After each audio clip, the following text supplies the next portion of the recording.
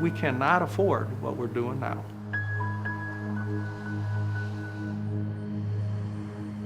To take care of people not taking care of themselves and not taking their medications.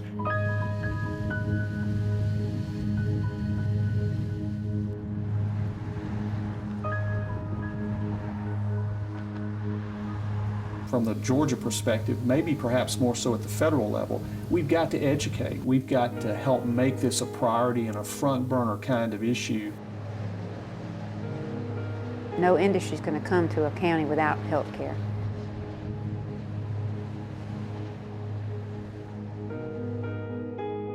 The private practice physician is a threatened species. Your relationship with your doctor is more than professional. It's personal. They're taking care of family.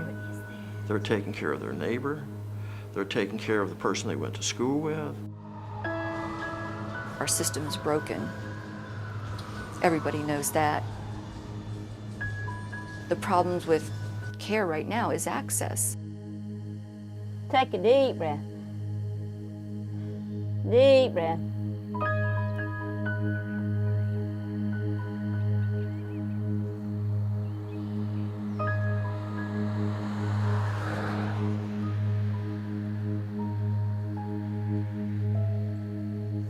The rural people don't have access, the urban people don't have access. And if there were more primary care people, they would have access. Training students, trying to figure out how we make sense of this whole workforce problem we got.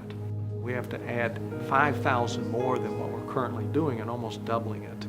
From all the forecasts I can see, we got some real stormy times unless we do a lot of work right now.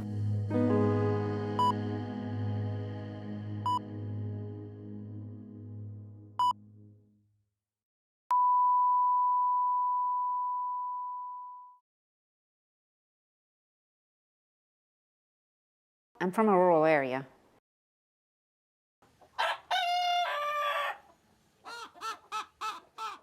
Married my husband, who was a pharmacist, and moved to this county that had essentially no health care. There's something for you, little boy. We were a community that had a lot of older people, a lot of poor people, a lot of working people who came home at night to sick children or sick relatives, and there was nobody to call on.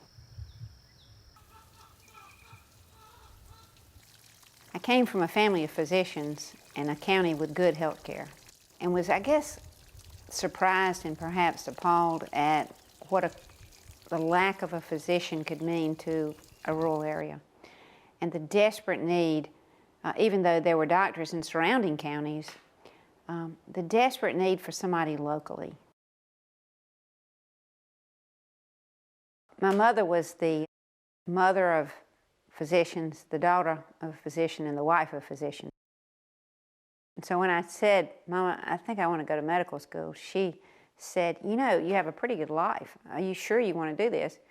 You're going to be working the rest of your life. And if you do this, you're taking somebody's spot, and it's a very important commitment. So you need to work, and you don't need to complain." So I think her concern was that I wouldn't be a full-time physician, and she felt passionately that it was a calling. I had a family. I went back to medical school with a 3- and 6-year-old and a supportive husband.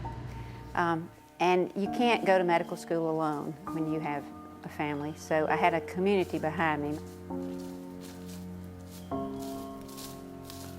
The medical school is 57.8 miles, so I commuted back and forth for 7 years, except the nights I was on call, of course, to finish medical school and then do my internal medicine residency.